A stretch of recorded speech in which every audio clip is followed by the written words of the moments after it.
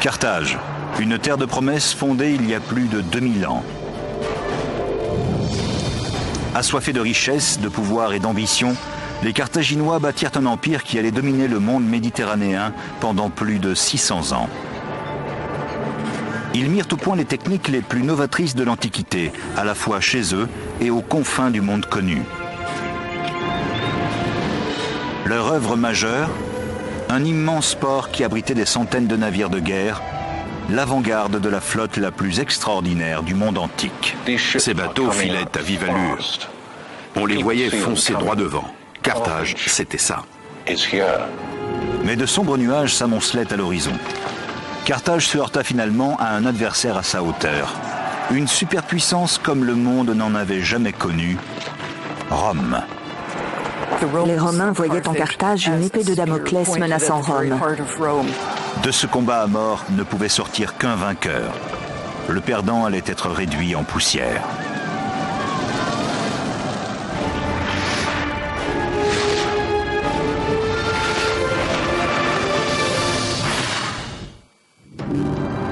Des effusions de sang, des massacres, des prouesses techniques et des actes de bravoure suicidaires vont marquer l'affrontement entre les deux plus grandes superpuissances de l'Antiquité, Rome et Carthage. Ce sera une lutte sans merci, dont l'issue changera le cours de l'histoire de l'Occident. Bienvenue en Tunisie, je suis Peter Weller. Quand j'étais gosse, j'ai entendu parler de Carthage. Je savais que c'était une cité antique, mais j'ignorais où elle se trouvait au juste.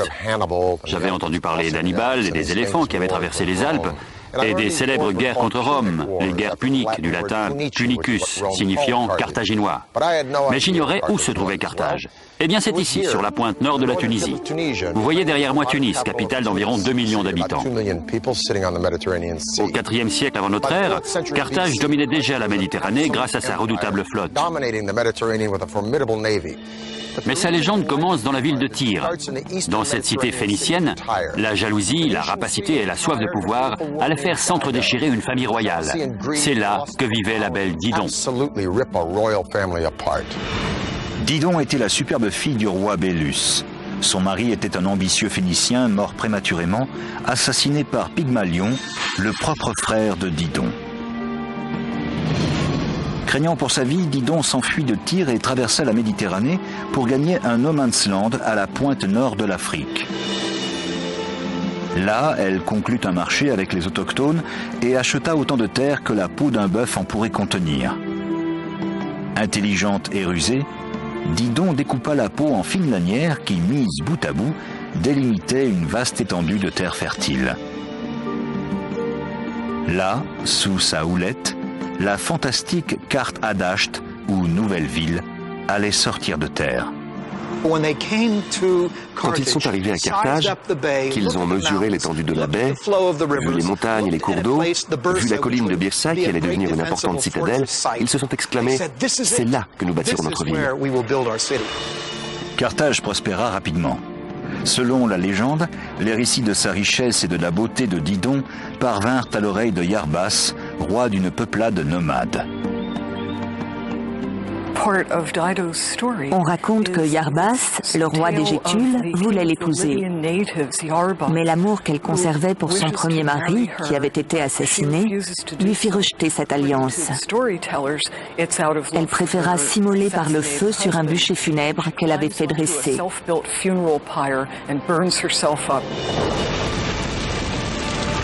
C'est ici, sur ces cendres, qu'un des plus grands empires du monde connu allait naître.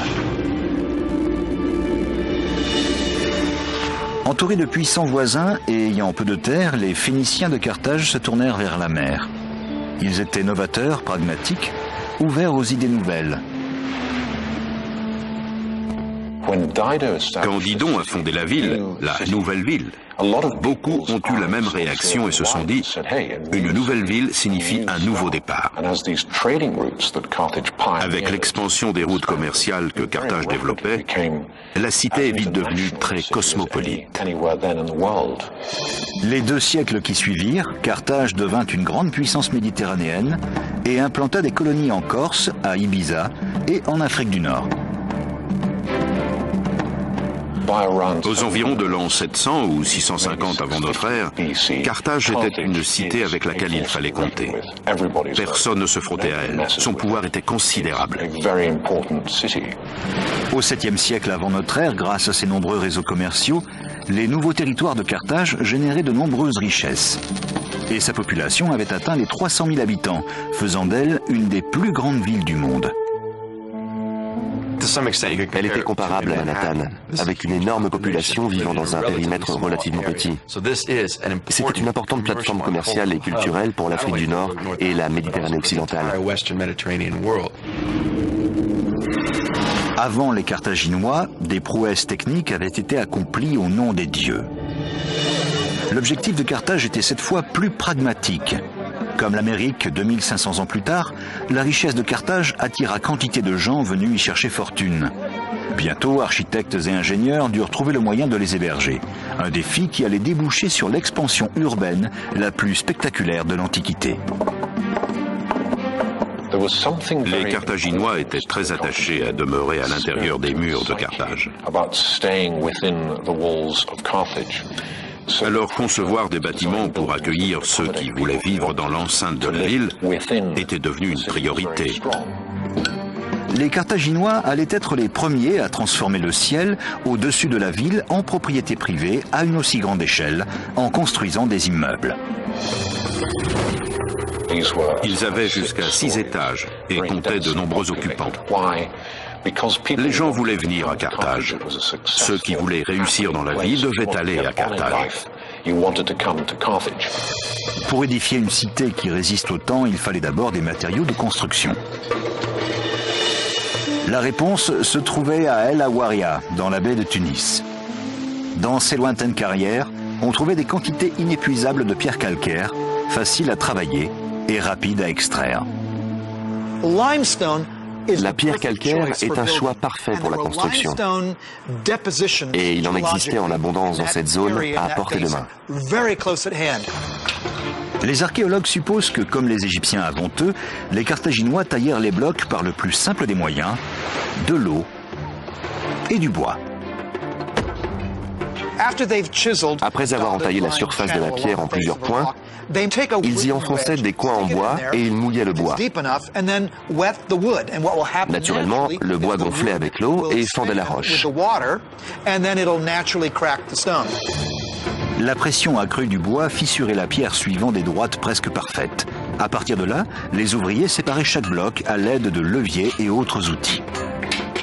Une fois que les gros blocs de pierre étaient extraits et transportés en ville, les Carthaginois réalisaient des constructions simples pour transformer rapidement leur cité en une capitale dynamique. Il est évident qu'en utilisant de la pierre, ils s'installaient pour de bon. Ils faisaient œuvre de bâtisseurs. Pour survivre, chaque métropole avait besoin d'eau courante. À Carthage, les bâtisseurs ont conçu des citernes. Chaque citerne était tapissée d'une double couche de coquilles d'œufs, de cendres et d'argile, ce qui la rendait parfaitement étanche. Chaque maison avait accès à la citerne grâce à un réseau de canalisation. Les Carthaginois avaient des salles de bain avec baignoires, lavabos et douches des années avant les Romains. Nous savons que la plomberie existait bien avant la fondation de Carthage. Mais c'est à Carthage, aux environs de 600 avant notre ère, et à Kerkouan, en 450, que nous trouvons pour la première fois un véritable système d'eau courante, et surtout d'écoulement des eaux usées. N'importe qui peut installer une salle de bain. Encore faut-il savoir évacuer l'eau. À Kirkwan, il existe un véritable système où l'eau est acheminée jusqu'aux pièces où l'on s'en sert, la cuisine et la salle de bain, et où elle est évacuée jusqu'à un réseau d'égouts. C'était une grande innovation. On peut même dire que c'était carrément révolutionnaire. Au VIe siècle avant notre ère, Carthage se transforma en cité-État où se côtoyaient des temples magnifiques, des palais étincelants et des demeures à plusieurs niveaux. Mais tandis que la flamme de Carthage brûlait toujours plus vive, celle de ses cousines phéniciennes s'éteignait. La grande ville phénicienne de Tyr tomba aux mains des Babyloniens en 574 avant notre ère. Carthage était désormais seule. Les Carthaginois ne tardèrent pas à naviguer au-delà des rivages poussiéreux d'Afrique du Nord pour étendre leur empire en conquérant les mers. 520 avant Jésus-Christ. 3000 rames propulsent 60 navires à travers les colonnes d'Hercule, l'actuel détroit de Gibraltar. Hanon, le navigateur, le célèbre amiral carthaginois, navigue aux confins du monde connu. Il s'apprête à lancer une vaste offensive capable de lui assurer la domination totale de la Méditerranée. Tous les grands explorateurs, Christophe Colomb, Vasco de Gama, qui ont fait route vers l'inconnu, ne sont pas sans rappeler le premier et le meilleur d'entre eux, Hanon le navigateur. Hanon a pris la mer pour étendre le réseau de cités et de comptoirs carthaginois. L'objectif est commercial, mais il s'agit aussi d'implanter de nouvelles colonies pour assurer le contrôle de la terre et l'accès à ses ressources.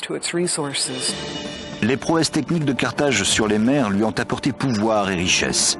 Au VIe siècle avant notre ère, la Corse, la Sardaigne et les Baléares sont sous son autorité. La clé de voûte de sa puissance découle d'un prodige d'ingénierie, le port de Carthage.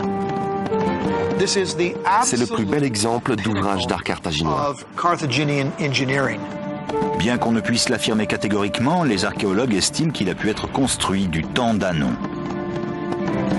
Mais alors que la cité était à son apogée au IIe siècle avant Jésus-Christ, le port de Carthage fut transformé. Techniquement supérieur à tout équipement maritime existant, il devint l'organe vital de la ville. Il faisait partie de Carthage. C'était le poumon de la cité. Il représentait un élément vital, à la fois naval et commercial. Le port avait un seul accès vers la mer, de 20 mètres de largeur, que l'on pouvait fermer avec des chaînes d'acier. Il abritait en fait deux ports séparés. Tout d'abord, celui des vaisseaux marchands. Le port des marchandises, le port commercial, possédait des quais classiques pour faciliter le chargement et le déchargement des marchandises. Si bien qu'à Carthage, disons en l'an 400 avant notre ère, on imagine très bien qu'on pouvait acheter et vendre tous les produits existants dans le monde connu. Le deuxième port était circulaire et réservé à un usage militaire. 30 docks étaient aménagés symétriquement. 140 postes d'amarrage additionnels se trouvaient sur sa circonférence, ce qui permettait d'abriter en tout 220 navires. Aujourd'hui, une seule cale sèche a été déblayée, vestige de la force navale que commandait jadis le port. C'est tout ce qui subsiste du coton ou port de guerre de Carthage. Un coton était un port creusé à l'intérieur des terres par opposition à un port aménagé au bord de la mer. Quand on voit ces magnifiques villas, on a du mal à imaginer que ce port était la grande base navale de Carthage. Le centre nerveux de cette plateforme maritime était l'île circulaire que vous voyez là, où une quarantaine de navires pouvaient être halés au sec. Au centre de l'île, un pavillon surélevé abritait le poste de commandement de l'amiral et une tour de guet. Ainsi, il était possible de diriger les manœuvres et de surveiller la haute mer. Aucune autre cité n'avait l'équivalent en capacité, en puissance, encore moins en compétences maritimes. Alors, quand les portes du chenal s'ouvraient et que les navires en sortaient à vive allure pour gagner la Méditerranée, on les voyait foncer droit devant eux. Carthage, c'était ça. Pendant 2 siècles, Carthage régna en maîtresse absolue sur la Méditerranée.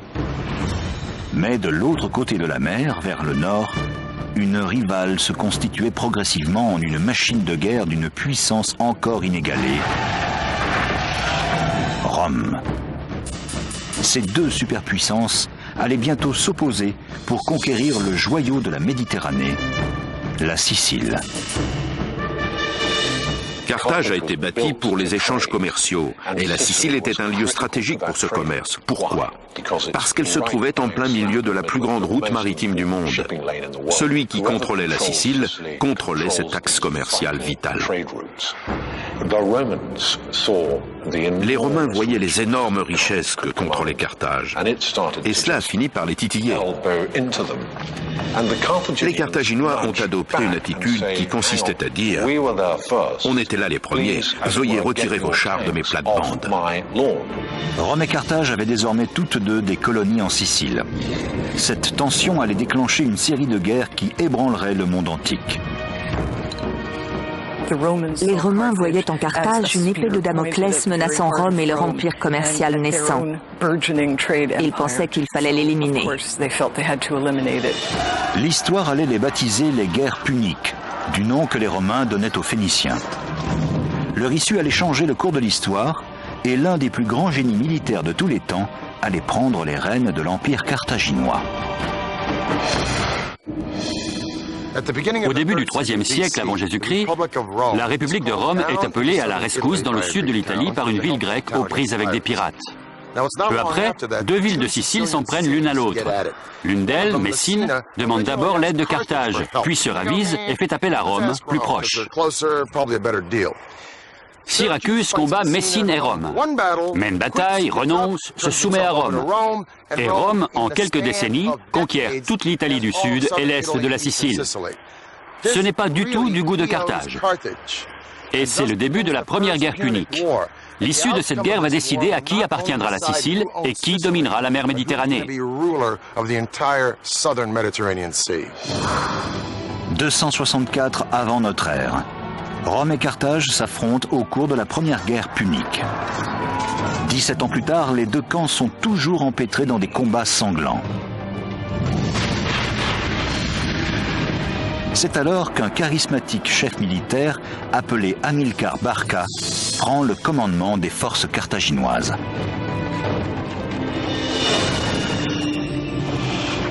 Hamilcar a été le premier grand général de l'Empire carthaginois. Il est très charismatique, il sait se faire obéir, il sait tirer les marrons du feu. Entre 247 et 242 avant Jésus-Christ, ce farouche tacticien militaire débarque en Sicile. Il est énergique, puissant et sans pitié. Mais ce qui donne vraiment de l'assurance à Hamilcar, c'est qu'il est épaulé par une nouvelle génération de navires de guerre appelés les quinquérèmes, équipés de 5 bancs de rameurs. Ce sont les Grecs qui ont inventé les quinquérèmes, mais les Carthaginois les transforment en énormes béliers des mers.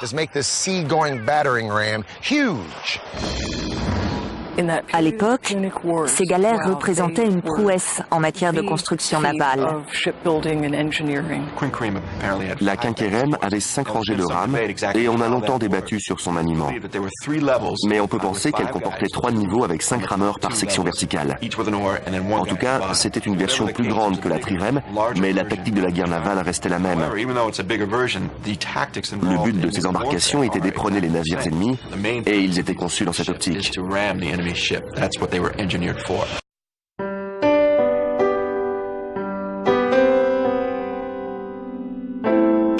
Équipée à la proue d'un éperon en bronze, elle filait à vive allure et était facile à manœuvrer. Elles étaient extrêmement rapides. Essayer de rattraper un navire de guerre carthaginois, c'était comme essayer d'atteindre Mohamed Ali quand il était jeune boxeur. Une quinquérème standard était longue de 35 mètres, large de 3 à 5 mètres et pouvait contenir jusqu'à 420 marins. À pleine charge, il pesait plus de 100 tonnes. En mer, ces mégastructures étaient dévastatrices.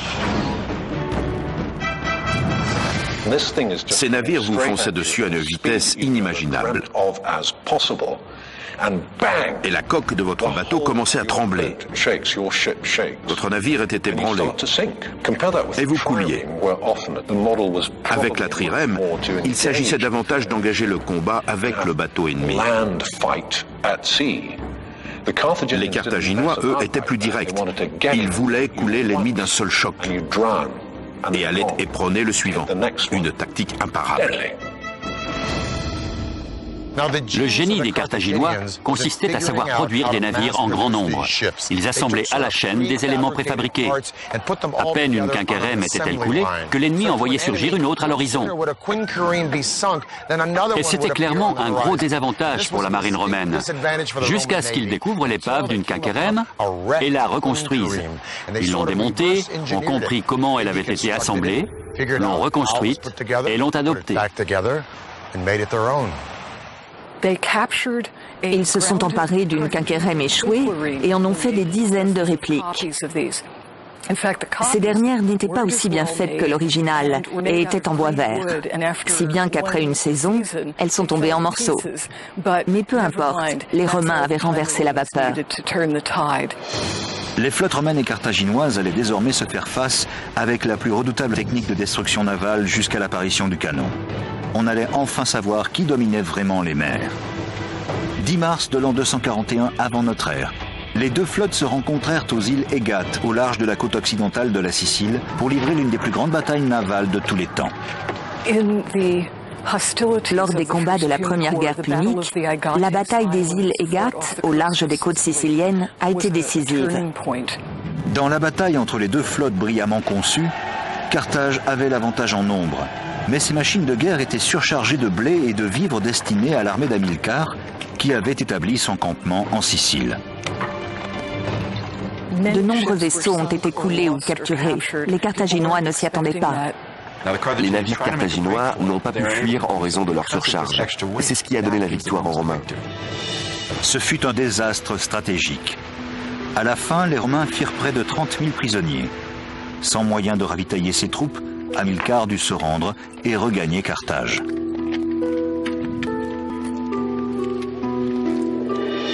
Il était évident que le mouvement du pendule ramenait Rome au pouvoir. En remportant la victoire, Rome gagna non seulement la Sicile, mais aussi les possessions carthaginoises de Corse, de Sardaigne et les îles entre la Sicile et l'Afrique. Dans l'espoir de paralyser Carthage, Rome lui imposa un lourd tribut. Mais Carthage n'était pas prête à baisser les bras et se tourna vers l'Espagne pour engranger de nouvelles richesses. Les Carthaginois ont envoyé Hamilcar en Espagne pour qu'il conquiert le plus de territoire possible. Il fallut 9 longues années de combat à Hamilcar pour soumettre les tribus autochtones. Quand il y parvint, toutes les terres au sud de l'Èbre faisaient partie de l'empire carthaginois. Mais Hamilcar paya cette conquête de sa vie. En 228 avant Jésus-Christ, il fut tué lors d'un combat contre une tribu indigène qui s'était soulevée. La mort d'Hamilcar en Espagne a porté un lourd coup à Carthage. Mais ce n'était pas un coup mortel. Elle a en fait ouvert la voie à une toute nouvelle initiative. D'après la légende, le fils d'Hamilcar, alors âgé de 9 ans, a insisté pour voir son père mener Carthage au combat contre l'Espagne. Le père a accepté à la condition que son fils jure une haine éternelle envers Rome. C'est ainsi que le fils, appelé Hannibal, est devenu le bras vengeur du père. C'était le premier pas sur un chemin qui ferait d'Hannibal l'ennemi le plus implacable de la République de Rome.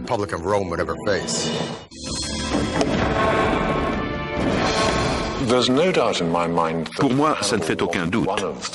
Hannibal n'était pas l'un des plus grands généraux de l'histoire. C'était le plus grand. Le génie d'Hannibal provient d'un zèle quasi religieux à détruire Rome, hérité de son père. En 221 avant Jésus-Christ, il a les moyens de le faire. À l'âge de 26 ans, il prend le commandement de l'armée carthaginoise. Hannibal était bien le fils d'Hamilcar. C'était un homme politique rusé, un brillant stratège, un guerrier, mais son plus grand génie a consisté à savoir mettre à profit les technologies avancées dont disposait Carthage. Ce combattant hors pair lança l'une des plus grandes offensives que le monde ait connues.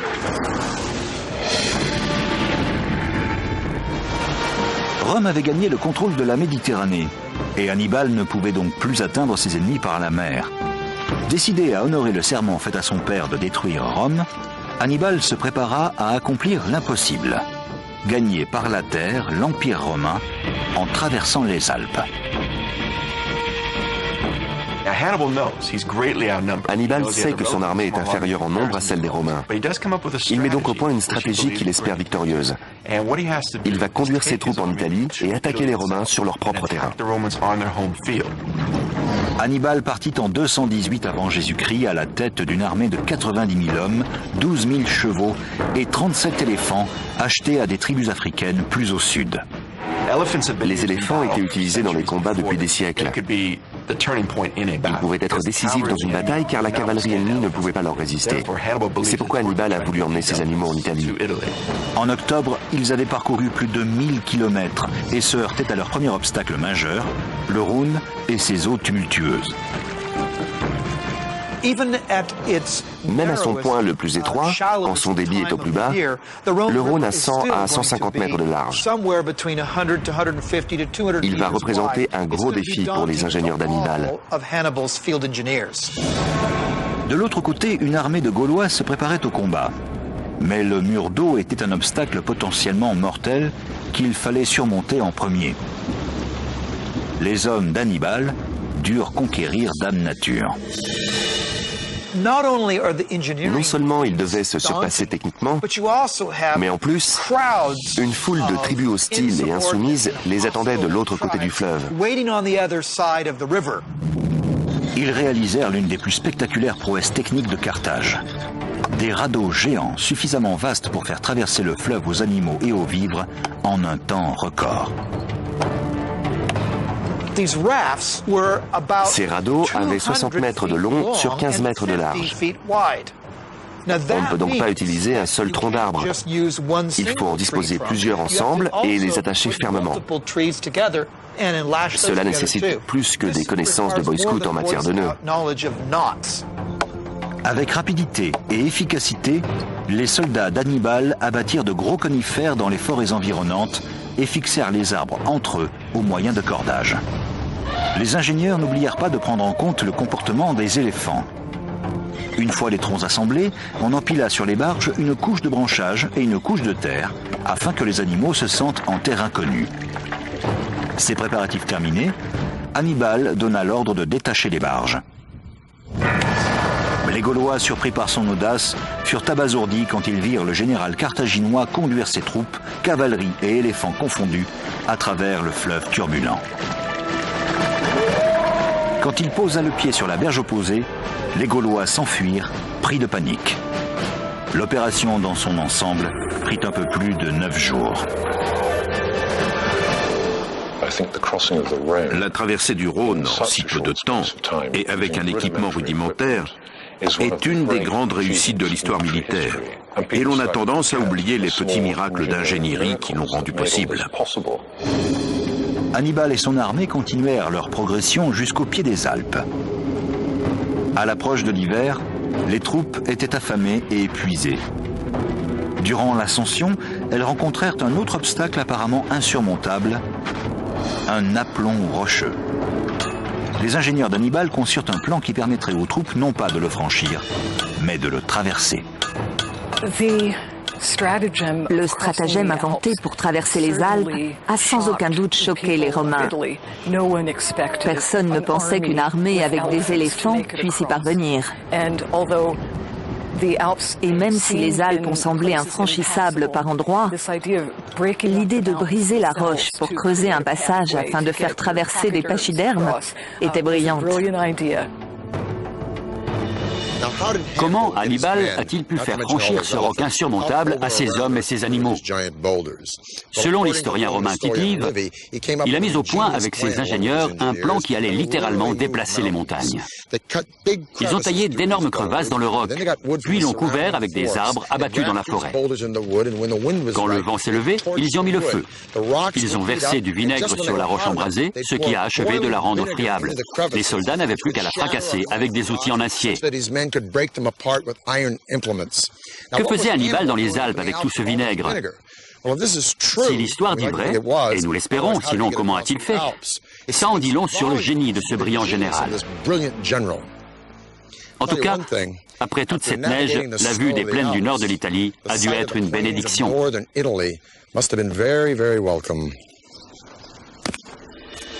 Le 2 août 216 avant Jésus-Christ, dans le sud de l'Italie, Hannibal fit face aux forces romaines commandées par Terentius Varon dans un conflit décisif qui allait sceller le destin de ces deux empires. Le jour se levait quand Hannibal prit la tête d'une armée de 50 000 hommes, renforcée par l'engagement de mercenaires, pour affronter les 90 000 Romains de Varon. Varon décida d'essayer d'écraser son adversaire et frappa au cœur du dispositif d'Hannibal, ce qui s'avéra une erreur fatale. Anticipant la stratégie de Varon, Hannibal ordonna à sa cavalerie d'encercler les rangs romains par l'arrière. Hannibal connaissait parfaitement le raisonnement de ses adversaires et il a été capable de les piéger en les attirant au centre de son dispositif. Complètement encerclés, les Romains furent massacrés sur place. Seuls 3500 d'entre eux réussirent à s'enfuir. 10 000 furent faits prisonniers et 70 000 moururent sur le champ de bataille. La bataille de Cannes est la plus grande défaite jamais infligée à l'armée romaine. Il faut attendre la Première Guerre mondiale pour retrouver un massacre d'une telle ampleur. Cette bataille était un chef-d'œuvre de stratégie militaire, mais Hannibal ne sut pas exploiter ses différentes victoires. Il enchaîna les combats pendant 13 ans, assiégeant Rome et les villes environnantes en vain. Il était victorieux sur les champs de bataille, mais ne disposait pas d'armes efficaces pour prendre la capitale romaine. En 204 avant Jésus-Christ, Rome prit l'offensive et lança une attaque contre Carthage. Hannibal regagna sa patrie pour en organiser la défense. En 204 avant notre ère, Scipion l'Africain, qui avait déjà battu les Carthaginois en Espagne, a convaincu Rome d'oublier Hannibal et d'attaquer Carthage directement. Hannibal a été rappelé pour défendre la ville. Ces deux poids lourds se sont rencontrés. On ignore ce qu'ils se sont dit. En 202 avant notre ère, ils se sont de nouveau rencontrés lors de la bataille de Zama. Hannibal, vaincu, a dû se rendre à un ennemi qu'il avait passé sa vie à combattre. Il n'a pas réussi à exaucer le vœu de son père. Il a été exilé loin de Carthage et des années plus tard, près de l'actuelle Turquie, il s'est suicidé. La défaite de Carthage à la fin de la Deuxième Guerre punique force l'Empire à se soumettre une fois de plus aux conditions romaines. Ils sont forcés de se rendre en 202 avant Jésus-Christ. Les Romains leur imposent des accords de paix drastiques, selon lesquels ils doivent verser de lourdes indemnités. Les Carthaginois perdent aussi leur possession d'outre-mer, et leur territoire est désormais confiné aux terres autour de Carthage. Enfin, le traité prévoit que Carthage ne puisse faire aucune guerre, même défensive, sans l'accord de Rome. Carthage ayant été dépossédée de sa puissance militaire, l'armée romaine pouvait désormais commencer sa conquête effrénée du monde antique. Et sa première cible allait être Carthage, la cité meurtrie. Mais elle était protégée par les plus solides fortifications de l'Antiquité. 150 avant Jésus-Christ, Caton l'Ancien, arrière-grand-père de Caton le Jeune qui s'opposa à l'ambition de Jules César, parcourt les salles du Sénat d'un air préoccupé. Il n'a qu'un nom à l'esprit, Carthage.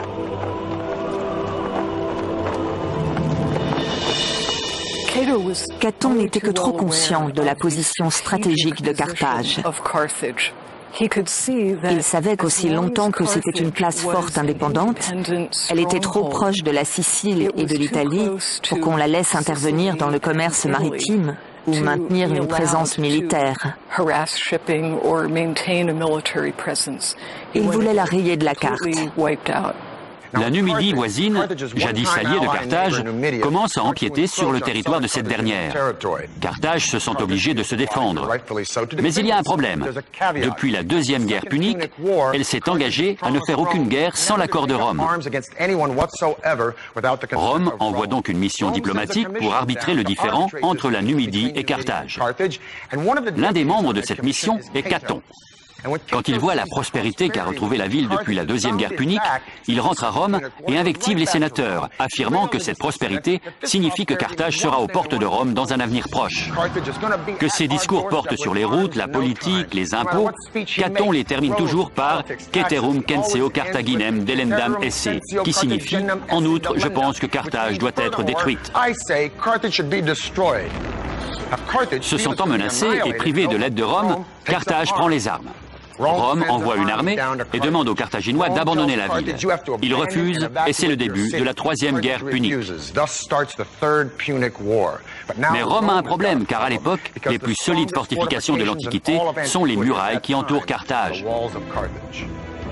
Aujourd'hui, le temps a réduit la forteresse à ses fondations, mais en 149 avant Jésus-Christ, ces murs de protection représentaient le dernier espoir de la ville.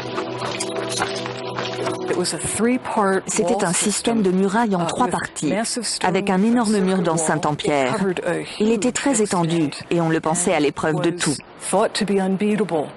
Ces fortifications étaient extraordinaires et les Carthaginois les croyaient imprenables.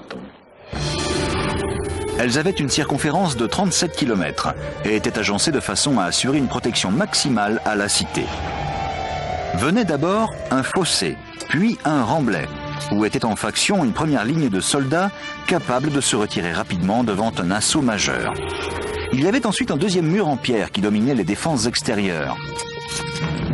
Derrière ce deuxième mur se trouvait un troisième mur encore plus impénétrable, d'une hauteur de 14 mètres sur 9 mètres d'épaisseur.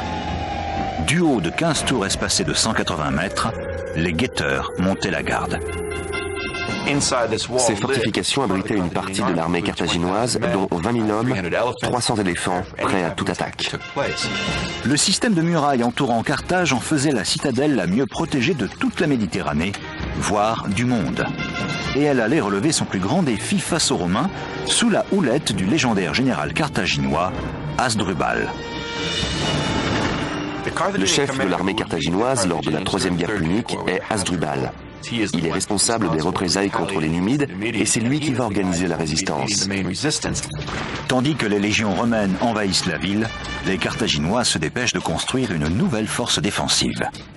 Les femmes ont coupé leurs cheveux afin qu'on en fasse d'épais cordages destinés à équiper les catapultes. On a vidé les prisons. Les vieillards se sont portés volontaires pour défendre leur cité. Des forgerons qui n'exerçaient plus depuis 20 ans ont repris du service. Ils se sont réarmés avec une détermination qu'on ne retrouve que lors du siège de Stalingrad par les Allemands. En 2 mois de travail acharné, ils produisirent 6 000 boucliers, 18 000 épées, 30 000 lances, 120 navires et 60 000 projectiles pour catapultes. En dépit de l'arsenal que Carthage avait rassemblé, il lui fallait compter avec les très nombreuses troupes envoyées par Rome. La ville était seule face à son destin. Rome ou ses alliés contrôlaient toute la Méditerranée. Aucune colonie n'était en position de lui résister. Carthage était livrée à elle-même. La ville se retrancha derrière ses immenses fortifications, espérant contre toute attente que ces murs allaient repousser l'invasion romaine imminente. Carthage a tenu l'ennemi à distance pendant 3 ans.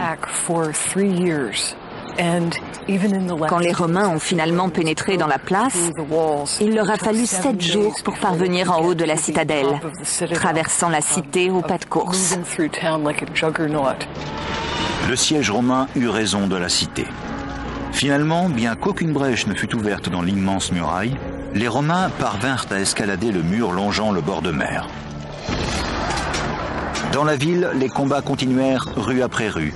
Il ne restait que quelques francs-tireurs carthaginois, mais ils étaient si redoutables que le général Scipion Émilien donna l'ordre d'incendier la ville et de la raser. Des milliers de Carthaginois furent brûlés vifs dans le brasier. C'était un déluge de feu. Ça a dû être infernal pour les habitants. Les gens tentaient de s'enfuir.